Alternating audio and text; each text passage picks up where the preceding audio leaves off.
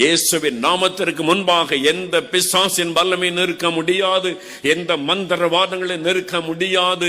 அவர் இலவசமாய் நமக்கு விடுதலை தருகிறவர்.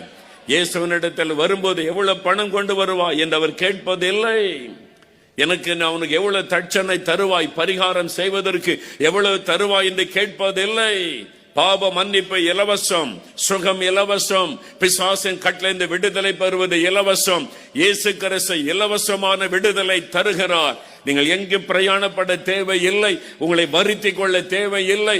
இருக்கிற இடத்தில் என்று கூப்பிட்டாலே அந்த இடத்தில் வந்து அற்புதம் செய்கிற ஒரே ஒரு ரட்சகர் இயேசு. இயேசுடைய பெயரை சொல்லி பாருங்கள், உங்களுக்கு விடுதலை.